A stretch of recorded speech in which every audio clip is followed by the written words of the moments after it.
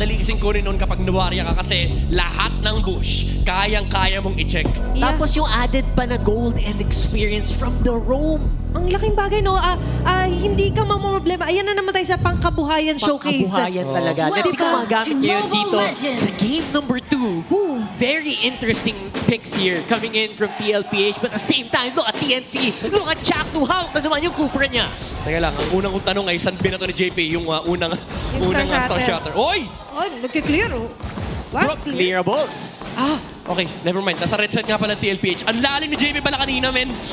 Oo, umabante. Ito pala yung emblem build para kay JP. Yeah, Inspire, more cooldowns, cooldown reduction, para mas mataas yung uptime nung Star Shatter. I would have expected a common emblem, honestly, para di maubusan ng mana dito, yung Novaria. Pero ang ginagawa lang ni JP is pinangsisilip niya yung Star Shatter. Hindi nila pinang-clear ng minion wave kasi meron naman silang Kimi for that.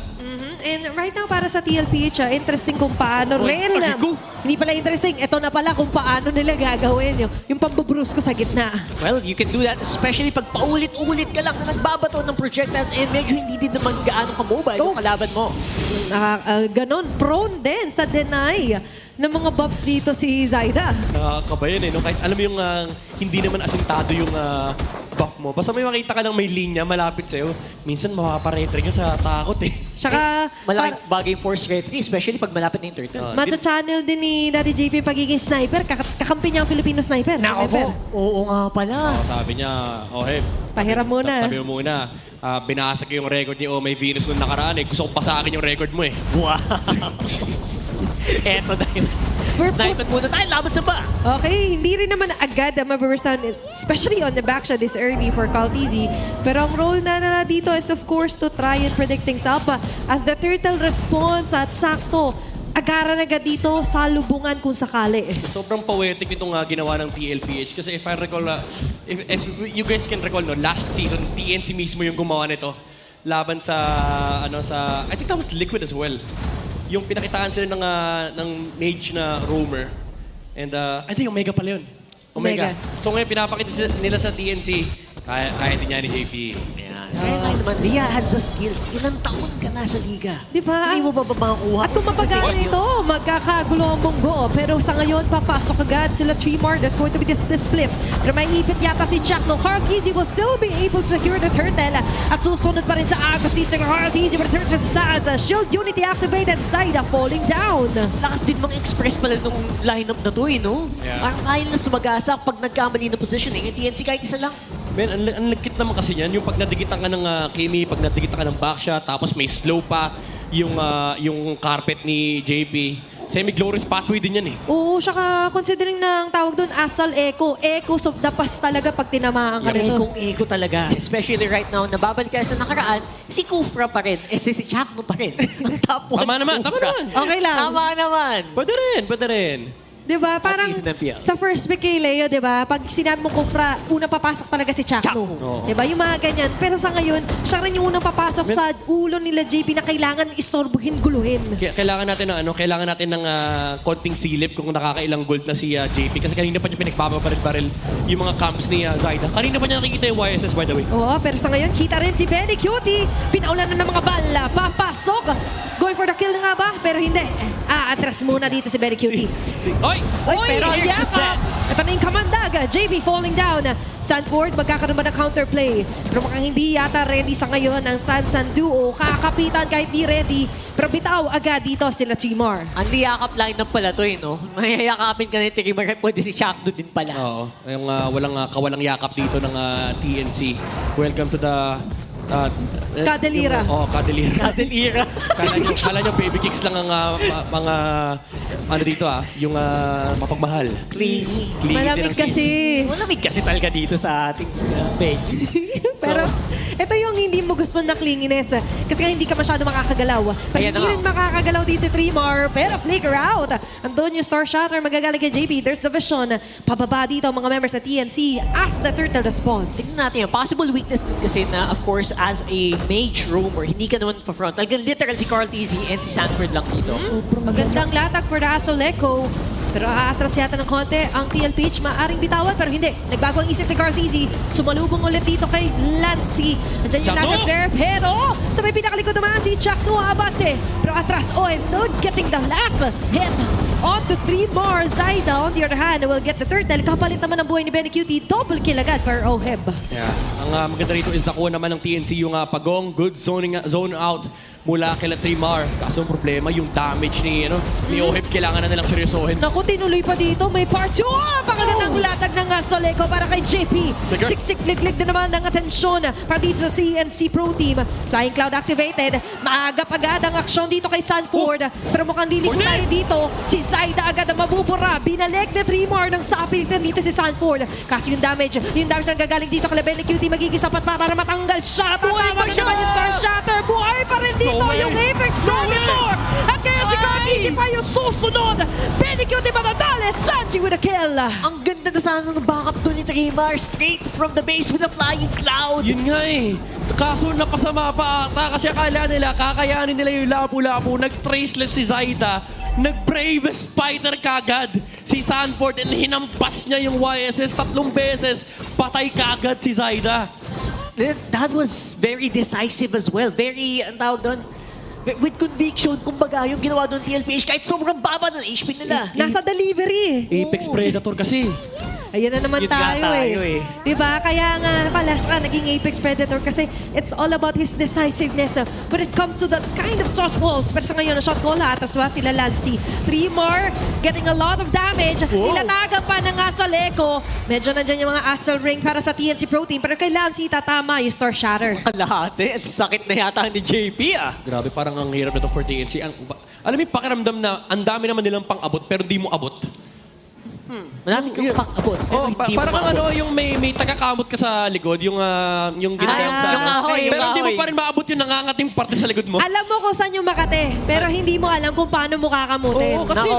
imagine mo, problema nila ngayon, ang daming tumatalon mula sa TLPH. May slow pa manggagaling kay JP. Paano mo gagalawin si Oheb? Nagtataka ko, bakit Makati nag-clear naman ako? Diba? And considering na ngayon para sa TNC Pro Team, they still have the kits. Ang problema ngayon is paano ba sila iikot? Nung una nagawa naman eh, nagkaroon nga tayo ng cuddle era. Cuddle Diyan era yung nga. yakap. Kasi sa ngayon sila yung yayakapin ng carpet. Carl Tizzy sa pinakaharap. Hinaharangan niya kasi si Trimar kaya hindi makayakap. Grabe naman si Zayt, ang tapang nung ano na yun ha. Nice. Yung traceless na yun ha. Nice save, ah. Kung nandun si Sanford, pagkain ka talaga.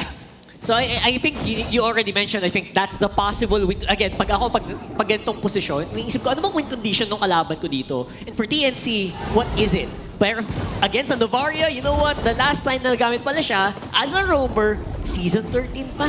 3 seasons ago. At sa kamay pa ni Haji on to battle sa RSG versus Blacklist May 24, 2024. Grabe maghakot talaga, maghukay ang ating mga statsmen. Statsman. Thank you so much. Yep, very precise Sanford! pati. Yung pag-atake dito ni Sanford. Ngayon na awat. Nandyan yung Ladder Flare, bababaran, binalibag, pero mabubuhay pa rin pa dito yung Apex Predator. Kinabitan na parang tuko. Mapapabagsak siya dito ng TNC Pro Team. Kaso may ganti agad yung mga bala ni Orb. Tatama, Jack no falling down. 1-for-1 ang palitan doon. Grabe, technically 6v5 yung laban na yun. Kasama pa yung Torre. Torre, oo. Nakisama pang mag-participate para lang mapatay si Sanford pero tumumba pa rin si Chakno. TLPH, these plays, yung super aggression na pinapakita nila dito sa TNC is allowing once again Oheb to just focus on the job. Trabaho lang. Si Oheb kanina pa, Torre, poke with the Death Sonata. Tapos ngayon, Lord na lang hinihintay ng TLPH. That was still a pretty decent punish though, especially considering na nagamit na din naman ni Sanford yung kanyang flicker Yeah. on that engagement. Pero at the same time, yun nga eh, medyo malalim. Sobra pa din. Kumbaga, sabi pa rin ng TLPH, so malalim ka, pero sige, sasamahan ka namin. Di ba gano'n naman talaga pag magtatropa, susuportahan mo. Nakita naman natin na for TLPH, nandun yung support coming from JP as well. Yan, interesting touch ito considering na few seasons ago pa natin huling nakita ang isang Novaria Rome. And it really works best kasi sa ngayon nako-compromise yung position and intel Right. para sa TNC Pro Team. Ano na naman si Sanford, galit na naman, no? Talagang parang kahit sino harapin lang ni Sanford. Tiwalang-tiwala siya, may backup mula sa likod niya. Kasi kapag nanlaban, may alam mong lalabas yung Astral Echo eh.